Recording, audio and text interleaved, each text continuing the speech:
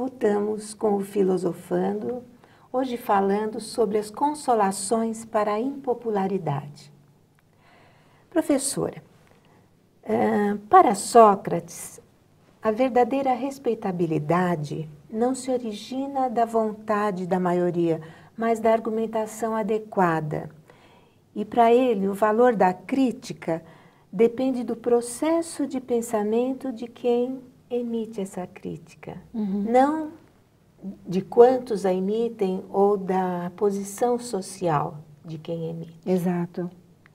Sendo assim, nós poderíamos afirmar que quando a gente defende um ponto de vista inteligente, nós não temos que nos deixar abater por nada.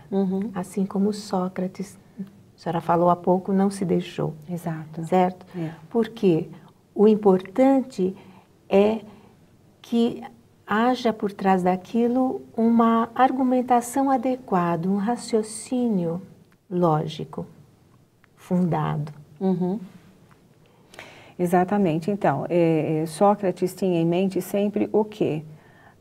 Fazer com que as pessoas se questionassem para poder descobrir a verdade que estava por trás de todo aquele emaranhado de opiniões. Sem dúvida nenhuma que no seu próprio julgamento ele não poderia parar toda aquela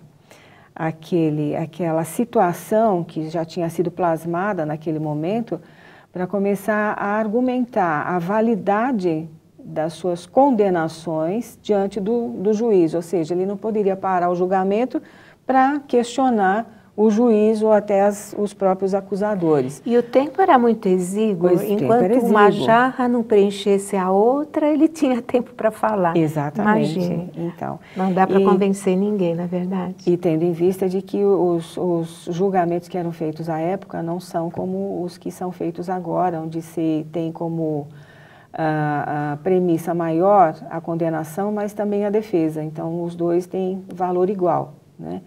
Então, naquele momento, o que acontece com Sócrates? Ele sabia que ele estava diante de um público totalmente incapacitado para julgá-lo, ou seja, aqueles que estavam julgando não tinham capacidade para tal, né?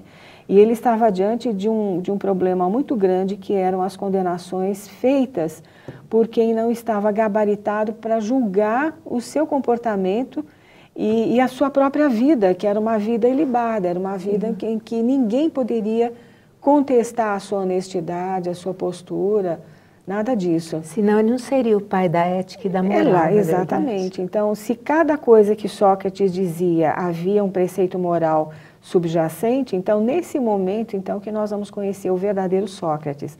É diante de uma situação criada pela incompreensão e pela impopularidade que vai jogá-lo à morte, né? E que ele encara com muita coragem. Né? Existe um episódio muito interessante que Platão relata no livro Apologia a Sócrates, onde ele diz o seguinte, que ele não poderia fugir à condenação, porque se ele estivesse fugindo à condenação, ele estaria indo de encontro com a verdade que ele pregara até então, de encontro, ou seja, contra, né, a verdade que ele pregara até então. Então, até o fim dos seus dias, ele vai cumprir com o seu sistema de vida, que era a filosofia. Ele dizia, se eu for obrigado a deixar a filosofia, então eu não serei eu mesmo, né? Então, Sócrates é um exemplo, será sempre, né, Marcela? Verdade. Mas nós temos exemplos aqui no Brasil mesmo, também, né? Falávamos do Dr. Bezerra. Poderia falar um pouquinho dele? Sem dúvida, o Dr. Bezerra de Menezes, que viveu no século XIX, falece no ano de 1900. Bezerra de Menezes deveria ser muito mais estudado nos centros espíritas. Infelizmente, ele não é tão estudado quanto deveria, né? A sua vida e os seus exemplos, porque Bezerra de Menezes foi um exemplo de político ético, né? De militar ético e de médico ético. E sem dúvida nenhuma, embutido por trás de todas as suas atuações nessas 3 áreas da vida humana, ele vai colocar, ele vai pincelar com a moral de Jesus, com a moral socrática, sem dúvida nenhuma, porque ele era um estudioso. A carta que ele escreve ao seu irmão é um atestado não só de profunda intelectualidade, mas de profundo entendimento quanto a valores da vida. Bezerra de Menezes, quando foi eleito político na Câmara Municipal do Rio de Janeiro, no seu século, ele postulava pela defesa dos menos favorecidos pela sociedade. Ele também foi vítima da impopularidade porque ele não ia ao encontro dos preceitos estabelecidos pelos seus pares de partido, não é? E principalmente daqueles que detinham o poder. Então, é público e notoriamente de que todos aqueles que defendem valores e verdades são mal vistos, seja pelos poderes do seu tempo, da sua época, seja pela sociedade onde ele vive, pelas pessoas que o cercam. Se nós formos analisar, muitas pessoas são jogadas ao ostracismo justamente por defenderem a verdade. E o Dr. Bezerra, ele mostrou também uma grande coragem de se declarar publicamente espírita, né? No momento em que o espiritismo era perseguido. Isso. E sofreu muitas perseguições, a família rompeu com ele. Exatamente. Ele encarou a impopularidade, né? De frente, né?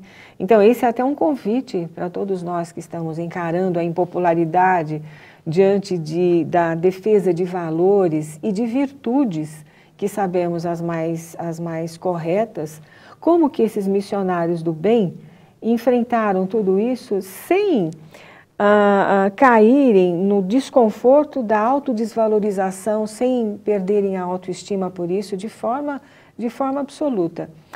Eu queria, Márcia, se tiver ainda tempo... mas infelizmente acho que hoje estamos já terminando o nosso programa. Tá certo, então nós vamos falar um pouquinho mais adiante, um pouco mais da vida do Dr. Bezerra. Com certeza. E da sua importância para a nossa sociedade. Obrigada. Bem, infelizmente estamos chegando ao final desse nosso programa e queremos recomendar a todos que busquem o portal de estudos nosso, o filosofiaespírita.org, onde você encontrará material para pesquisa, artigos, biografias, vídeos. Fale também conosco através do Fale Conosco, né, da tvmundomaior.com.br. Deixe também suas sugestões, dúvidas no filosofando@tvmundomaior.com.br. Também assista a esse e a outros programas pelo youtube.com/TV Mundo Maior. Emmanuel já nos dizia que a maior caridade que podemos fazer em relação à doutrina espírita é a sua divulgação. Pois então, torne-se sócio do Clube Amigos da Boa Nova. Entre em contato com o telefone 0800 12 18 38. E não se esqueça, temos um encontro marcado na próxima semana. Falaremos ainda um pouquinho mais sobre a impopularidade, mas desta vez sob o ponto de vista da doutrina espírita. Até lá!